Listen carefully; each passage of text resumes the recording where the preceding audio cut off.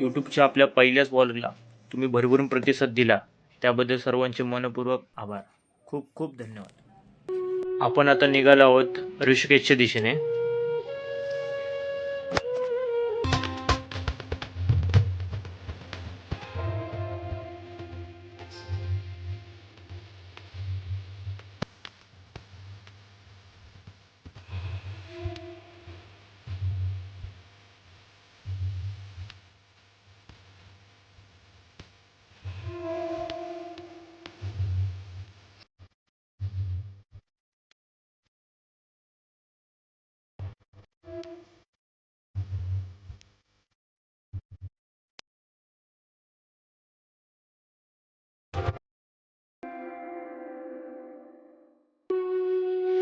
हरिद्वारातून प्रवास केल्यानंतर आपण आता आलो आहोत ऋषिकेश या ठिकाणी. ऋषिकेश येथील ठेका येथे तिथं आपण गाडी पार्क केली. तिथला समोरचा नजारा आहे.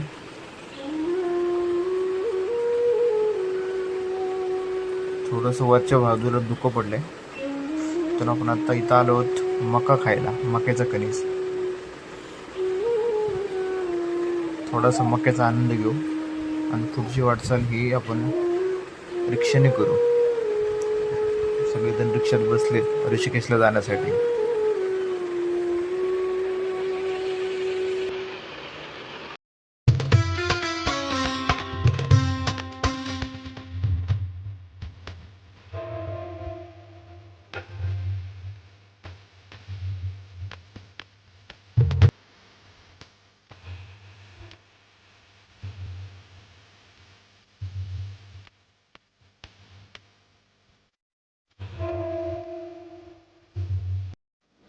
आपण आता आलो आहोत रामझुल्याच्या इथं. हा समोर जो आहे तो आहे रामझुला. 1985 साली तुम्ही जो समोर पाहतात तो रामझुला बांधण्यात आला आहे. रामझुल्यावरून चालत असताना रामझुला दोन्ही बाजूने हल्ल्यासारखा वाटतो. रामझुल्याच्या दोन्ही बाजूने रौद्र रूपात वाहणारी गंगा, झुल्यावरून या बाजूने त्या बाजूला मोठ्या प्रमाणावर लोकांची रहदारी आहे. तसेच इथून दुचॉकीस्वार, टू व्हीलर्स ह्या देखील या झुल्यावरून दोन्ही बाजूला जात असतात.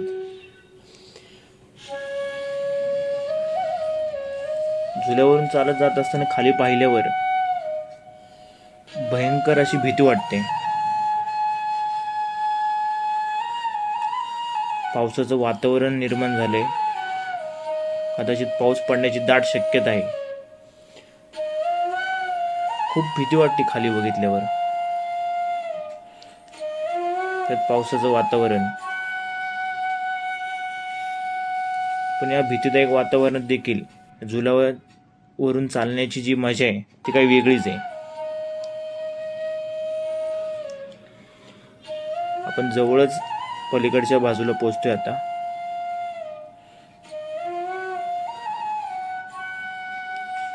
पूर्णपणे हा जो आहे तो रामझुला आहे.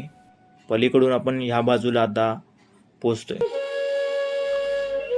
रामझुला पार केल्यानंतर आपण आता आलो आहोत राम नाम स्तंभ या ठिकाणी. तिथे एका बाजूला राम आहेत, एका बाजूला हनुमान आहेत.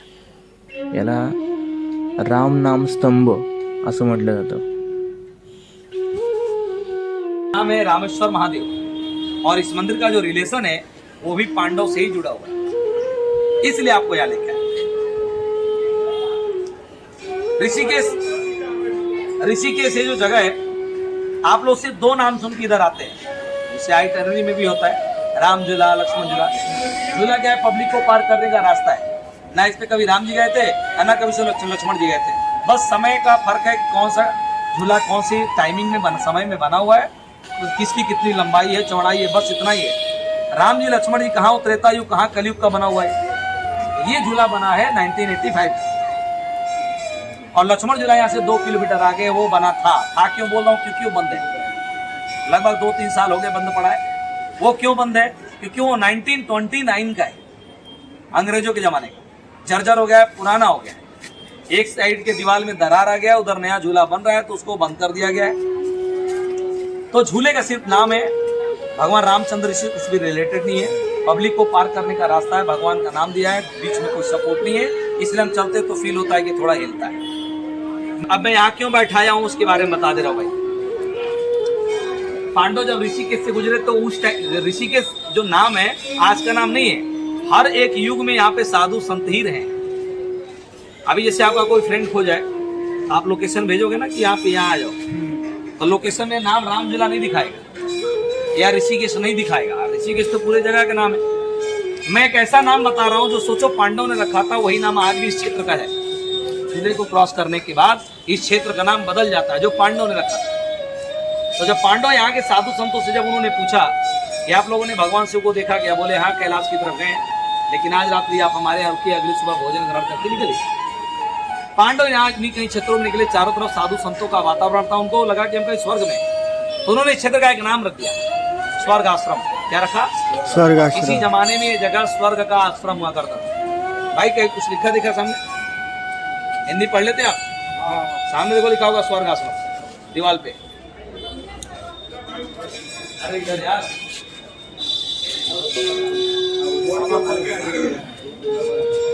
इस पूरे क्षेत्र को स्वर्ग आश्रम के नाम से जाना जाता है, जो आज भी वही नाम है। बाहर जाते इसमें पढ़ लेते। पांडव जब अगली सुबह जाने लगे तो जाने से पहले हम भी कहीं जाते नहा धो के निकलते हैं, तो निकलने से पहले पांडव भी गंगा स्नान करने के, स्नान करते समय उनको एक शिवलिंग मिला जो साधारण शिवलिंग नहीं था। आपने पता नहीं नाम सुना होगा कि नहीं, एक स्टोन होता है शालिग्राम। हाँ।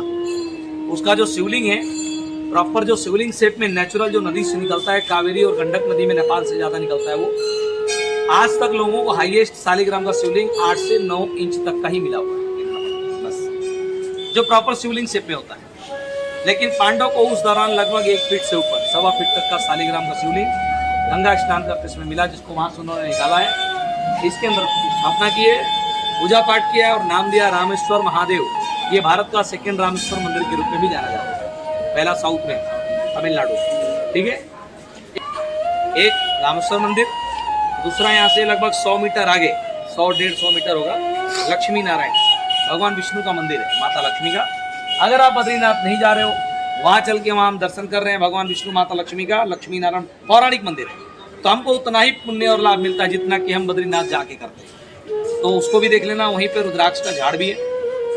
बाकी की माहिती आपको वहां दूंगा मैं, जो भी रहेगा आपको यहाँ पे। जैसे कहने मतलब आप जब जाते हो कहीं पे, हम कहीं भी घूमते हैं तो होता ना मन में मेमोरी के तौर पे, याद के तौर पे क्या लेकर जा सकते, तो लोग दुनिया भर की चीजें खरीद लेते हैं। क्या बोलते हैं, कुर्ता, कुर्ती, साल, स्वेटर, जैकेट, गमछा, ये चीजें आपके यहाँ से आती है, हमारे यहाँ तो नहीं मिलती। मैं बात कह रहा हूँ, फिर वो होलसेल में आता है, उठा के ले जाते हैं, क्योंकि आपको पता ही नहीं कि हमारे यहाँ मिलता है। तो वो चीजें मैं आपको उधर बता दूंगा कि यहाँ पर क्या फेमस है, जो आप घर के लिए लेकर जा सकते हैं, कि घर के लिए भी शुभ माना जाता है। बोले गंगा मैया की जय। अभी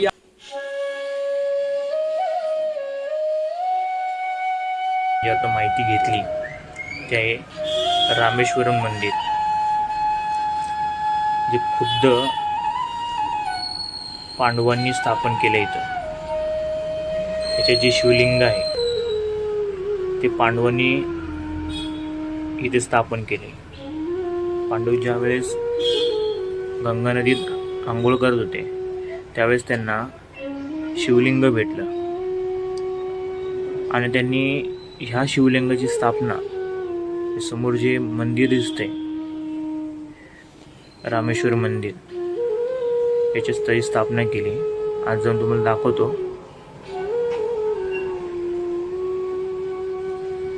हे आहे रामेश्वर मंदिर आणि त्याचे जे शिवलिंग, जे पांडवांना आंघोळ करत असताना त्यांना गंगा नदीमध्ये भेटलं होतं।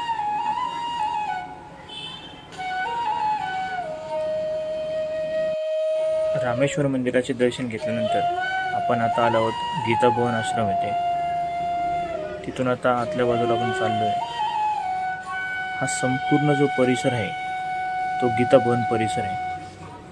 खूप छान पद्धतीचा आहे.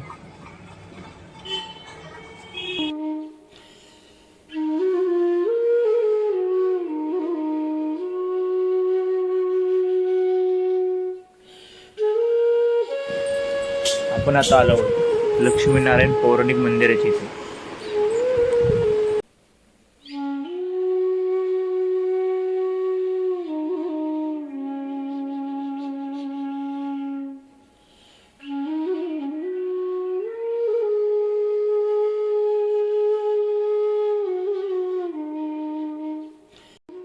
लक्ष्मीनारायण मंदिराच्या आतल्या बाजूला भगवान शंकर, पार्वती, गणपती आणि कार्तिकेय हे तुम्हाला पाहायला भेटेल. आणि त्याच्याच बाजूला 700 श्लोक असलेली भगवद्गीता ही एकाच फ्रेममध्ये पाहायला भेटेल. अवश्य बघा, खूप छान आहे. मंदिराच्या बाजूलाच रुद्राक्षाचं झाड आहे.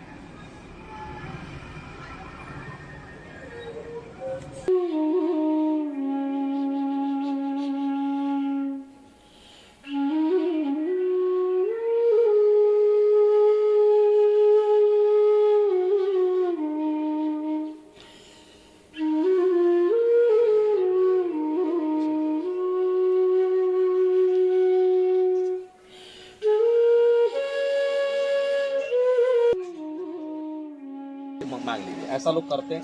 हिंदू धर्म की जो लेडीज होती है अंदर भी जाती है, अपना धागा वगैरह मन्नत वगैरह बांधते हैं. तो इसकी 2 पहचान होती है जो मैं आपको बता दे रहा हूँ. भगवान शिव को जो पसंद है, यानी कि जो पेड़ पसंद है जिसका पत्ता चढ़ता है, कौन सा है? पेड़. उसमें कितनी पत्तियां होती हैं? इसमें 5 होती हैं. ये इसकी पहली पहचान. पूरे झाड़ में एक डंडी में 1 2 3, हाँ, तो ये अगर कोई टूट गया, सूख के गिर गया, पक्षी पशु खा के तोड़ के फेंक दे, वो अलग बात है. 5 होती है. दूसरा, ये एक झाड़ लगाते हैं, दूसरा अपने आप निकलता है. ये जुड़वा होते हैं. ये जो साइड वाला है ना, थोड़ा कपड़ा आगे आगे इस वजह से टहनी जा रही ना, ये भारत में कहीं भी होगा तो ये ट्विंस में ही पाए जाते हैं, ये सिंगल नहीं होते. तो जुड़वा होना और ये 5 पत्तियां को आना, ये कल्प वृक्ष की पहचान है.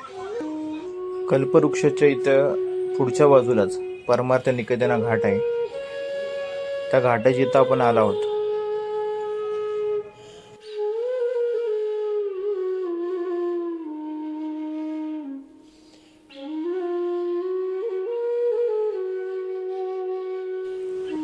परमार्थ निकेतन या ठिकाणी पाहण्यासारखं व प्रसिद्ध असं काय असेल तर ते आहे भगवान शंकराची ध्यानमुद्रा अवस्थेमध्ये असणारी मूर्ती.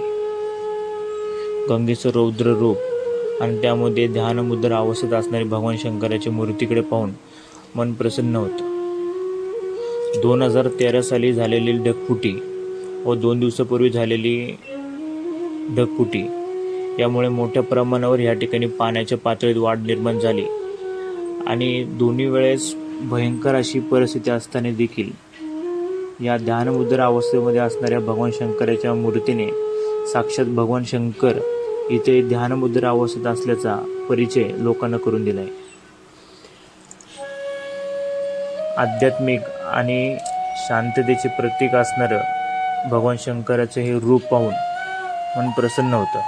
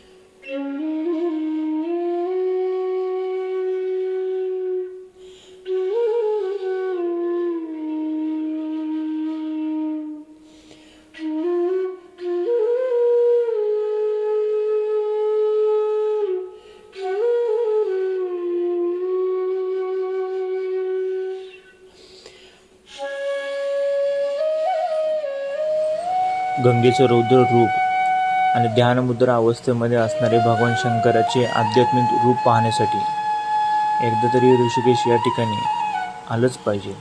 मनाला प्रसन्न व ऊर्जा निर्माण करणारं हे आध्यात्मिक ठिकाण आहे. खूप प्रसन्न वाटतं. एकदा तरी सर्वांनी नक्की भेट द्या.